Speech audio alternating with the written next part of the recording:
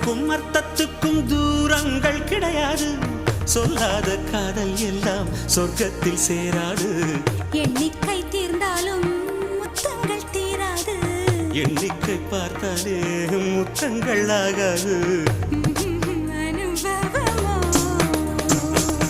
என் வீட்டு தோட்டத்தில் பூவெல்லாம் கேட்டுப்பார். என் வீட்டு ஜன்னல் கம்பி எல்லாமே கேட்டுப்பார். என் வீட்டு தென்னங்கீற்றை இப்போதே கேட்டுப்பார். என் நெஞ்சை சொல்லுமே.